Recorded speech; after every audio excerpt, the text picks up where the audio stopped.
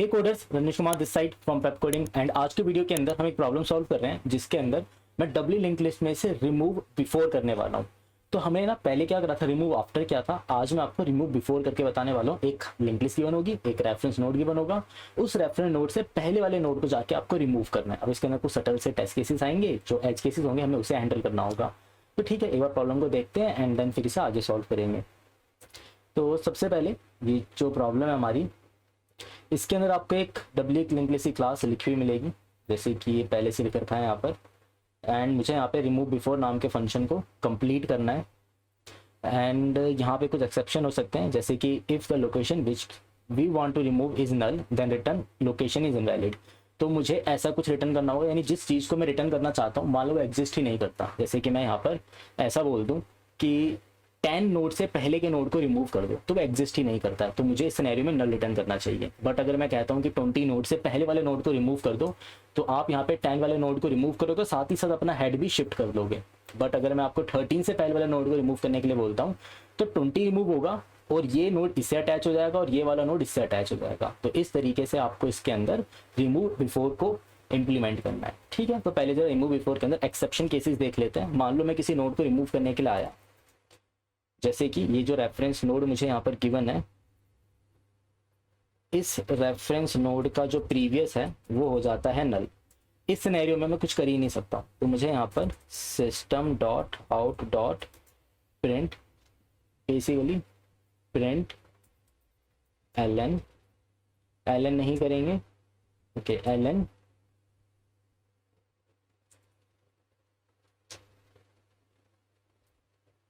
Location is invalid, ये statement हमें print करनी है। फिर दिस, और इसके बाद यहाँ से हमें रिटर्न कर देना चाहिए -1। तो लोकेशन इज इनवैलिड के बाद आपको -1 यहाँ पे प्रिंट होता हुआ दिखाई देगा। ठीक है, इसके बाद मैं यहाँ से एक फंक्शन कॉल कर देता हूँ, जिसमें से मैं एक्सपेक्ट करूँगा कि मुझे नोड रिमूव होके मिल जाएगा। तो मैं रिमूव बिफोर को यहाँ पे कॉल लगा रहा हूँ, रिमूव बिफोर नोड, एंड उसको एक रेफरेंस नोड अपना पास कर देते हैं एंड ये इस रेफरेंस नोड के बेसिस पर जाकर रिमूव कर लेगा। अब यहाँ पर आते हैं हम, private node remove before node, इसको लगाएंगे कॉल, और इसके अंदर मुझे एक रेफरेंस नोड मिलेगा, नोड। ठीक है, अब इसके सॉल्यूशन को स्टार्ट करने से पहले आपको सबसे पहले ना इन सारे क्वेश्चंस को सॉल्व करना होगा, क्योंकि हमने इसको एक ऑर्डर के अंदर इंप्लीमेंट किया है। तो आपको ऐड फर्स्ट से लेकर रिमूव आफ्टर तक के सारे फंक्शन पहले आपको कोड करने होंगे, इन सबको इंप्लीमेंट करना होगा, देन आप इस फंक्शन को इंप्लीमेंट करने के लिए आना। एंड इसके लिए आप हमारी वेबसाइट www.pepcoding.com पे आकर फ्री रिसोर्सेज में आपको लेवल 2 के अंदर सारी चीज़ें मिलेगी। तो यहाँ पर आपको इन सब चीज़ों को चेक करना है और यहीं पर आपको इसको सॉल्व करना है। यहाँ पे सारे टेस्ट केसेस सब कुछ यहाँ पे पहले से ही इंप्लीमेंटेड है। ठीक है जी, तो अब अगर मैं रिमूव बिफोर करना चाहता हूँ, तो देखो सबसे पहले अगर मान लो मुझे वही बोल दे कि 20 वाले नोड से पहले के नोड को रिमूव करके आ जाओ, ये मेरा रेफरेंस नोड है, मुझे इस नोड को रिमूव करना है, तो मैं इसको प्रीवियस नोड नाम दे दूँ। ठीक है, अब मैं इस नोड को रिमूव करना चाहता हूँ, बट इस नोड को जैसे रिमूव करूंगा, जो मेरा हेड और टेल है ना वो शिफ्ट हो जाएगा, यानी कि हेड है वो मेरा शिफ्ट होकर आगे की ओर चला जाएगा। यानी कि अगर मैं एक ऐसे नोड को रिमूव करने के लिए आता हूँ जो कि मेरा हेड होता है, पता कैसे लगेगा, अगर मेरे प्रीवियस नोड का प्रीवियस इक्वल टू नल हुआ तो मतलब वो हेड है। तो पहले यहाँ पर आकर ना मैं प्रीवियस नोड को रख लेता हूँ, तो मैं यहाँ पे नोड बनाता हूँ और एक बनाता हूँ प्रीवियस नोड, यानी कि वो जो रेफरेंस नोड है उसका प्रीवियस। एंड अगर इस प्रीवियस नोड का प्रीवियस इक्वल टू नल हुआ, इट मीन्स अगर मेरा प्रीवियस नोड का प्रीवियस नल है, तो इसका मतलब ये है कि ये जो नोड है ये मेरा हेड है। अब आप क्या करो, प्रीवियस नोड के नेक्स्ट में जाओ, यानी कि जो रेफरेंस नोड है, बेसिकली रेफरेंस नोड पे जाओ, रेफरेंस नोड के प्रीवियस को नल कर दो, रेफरेंस नोड के प्रीवियस को नल कर दो, और प्रीवियस नोड के नेक्स्ट को भी आप नल कर दो, जिससे क्या होगा, ये नोड कंप्लीटली रिमूव हो जाएगा। यानी कि यहाँ पर मुझे क्या करना है, रेफरेंस नोड के प्रीवियस को नल मार्क करना है और प्रीवियस नोड के नेक्स्ट को भी मुझे नल मार्क करना है।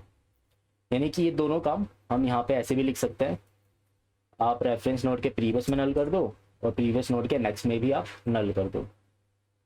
उसके बाद जो आपका नया हेड बनेगा वो कौन बनेगा, यानी दिस डॉट हेड जो है मेरा, वो हो जाएगा मेरे लिए रेफरेंस नोड।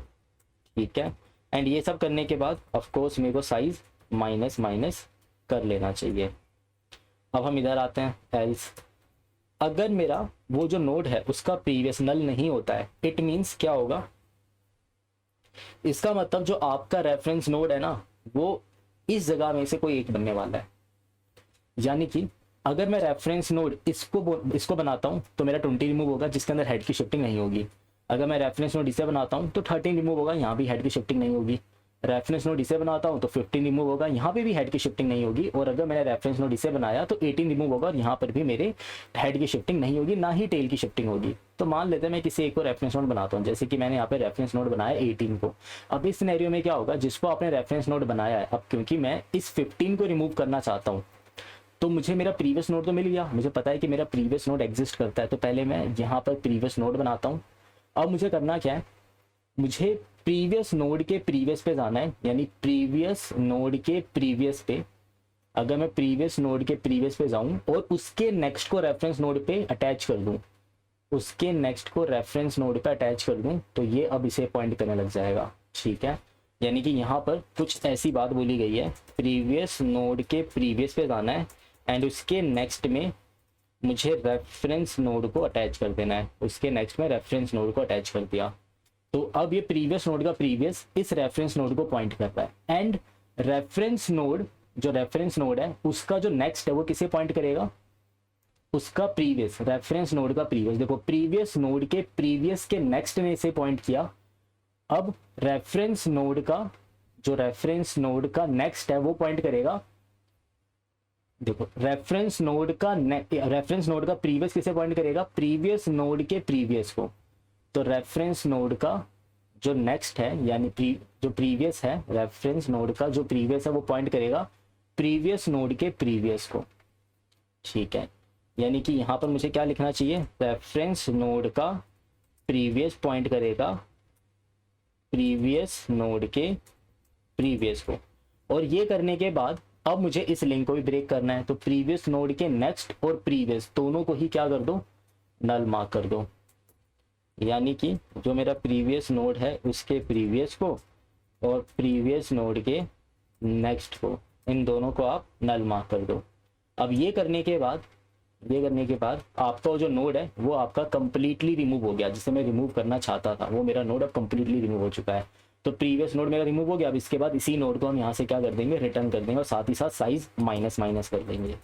तो यहाँ पर आप रिटर्न कर दोगे प्रीवियस नोड को एंड फिर उसके यहाँ से जो भी डेटा आएगा, जो भी प्रीवियस नोड मेरा रिमूव होगा उसके डेटा को हम यहाँ से, एंड हमने जो वेरिएबल बना रखा है उसका नाम है यहाँ पर डेटा, तो मैं यहाँ से उसके डेटा को रिटर्न कर देता हूँ। उसके डेटा को कर देता हूँ रिटर्न। ठीक है जी, कोड हो चुका हमारा कंप्लीट। एक बार इसको रन करके देखते हैं, कुछ सिंटैटिकल एरर होगा तो सही कर लेंगे, ऐसा कुछ एरर नहीं है। अगर कोड पास होता है फिर इसके टाइम एंड स्पेस की बात करेंगे। ठीक है, देखते हैं कहीं पे कुछ गलती रह गई है क्या।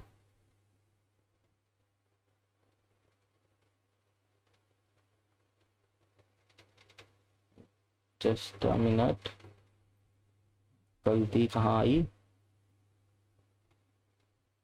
एक्चुअल आउटपुट ये आना चाहिए और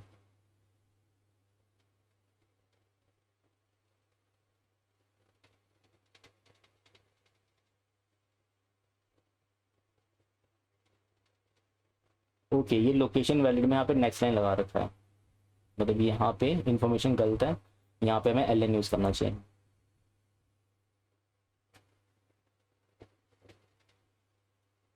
ठीक है, ये मैं करेक्ट कर देता हूँ। लोकेशन वैलिड के अंदर यहाँ पे नेक्स्ट लाइन यूज हो रखा है जो कि नहीं करना चाहिए, हमें एक ही लाइन के अंदर प्रिंट करना था।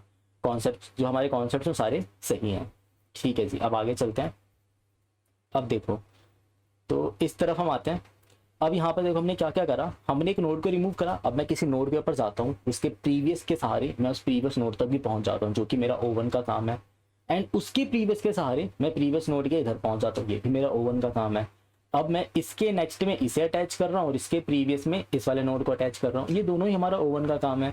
तो यहाँ पे मैंने कहीं पर भी किसी भी प्रकार का ना कोई भी लूप यूज नहीं करा है। अगर मैंने यहाँ पे किसी भी प्रकार का कोई लूप यूज नहीं करा है, किसी भी टाइप का कोई लूप यूज नहीं कर रहा हूँ, तो इसके अंदर जो कॉम्प्लेक्सिटी होगी वो हमारी जाएगी O1। कैसे? क्योंकि हमने यहाँ पे किसी भी नोड को एक्सेस करने के लिए कोई आइटरेशन नहीं करा। मतलब कि अगर मैं n नोड के रिस्पेक्ट में बात करूं, n नोड के रिस्पेक्ट में मैं यहाँ पर हर बार 2 ही स्टेप परफॉर्म करता हूँ। इसके नेक्स्ट पे, इसके प्रीवियस पे जाता हूँ और इसके प्रीवियस पे जाता हूँ। यानी मैं n नोड के लिए हर बार 2 चल रहा हूँ, चाहे n की वैल्यू कितनी भी हो, मैं हर बार ही 2 चलता हूँ। तो यानी कि मैं n के ऊपर डिपेंडेंट नहीं हूँ। अगर मैं n के ऊपर डिपेंडेंट नहीं हूँ तो इट मीन्स इसकी जो कॉम्प्लेक्सिटी हो जाएगी कॉन्स्टेंट। तो यहाँ पर आपकी जो कॉम्प्लेक्सिटीज आ रही है वो जा रही है कॉन्स्टेंट, क्योंकि हमने ये पर्टिकुलर टास्क को परफॉर्म करने के लिए कोई भी लूप इस्तेमाल नहीं करा। ये हमारा कांस्टेंट वर्क है, ये हमारा कांस्टेंट वर्क है, तो ये फंक्शन हमारा कांस्टेंट टाइम ले रहा होगा O ऑफ C, जिसको हम कह सकते हैं O ऑफ 1। तो इसकी जो टाइम कॉम्प्लेक्सिटीज आ रही है वो जा रही है मेरी O ऑफ 1 और स्पेस कॉम्प्लेक्सिटीज आ रही है वो भी जा रही है O ऑफ 1, क्योंकि हमने यहाँ पे कोई एक्स्ट्रा स्पेस यूज नहीं करा इस पर्टिकुलर टास्क को परफॉर्म करने के लिए। तो ये था remove before in a W link list. तो आई होप आपको वीडियो अच्छा लगा होगा। अगर आपको वीडियो सही लगा है तो वीडियो को लाइक कर देना, साथ ही साथ चैनल पे पहली बार आओ तो चैनल को सब्सक्राइब करना मत भूलना। मिलते हैं नेक्स्ट वीडियो में।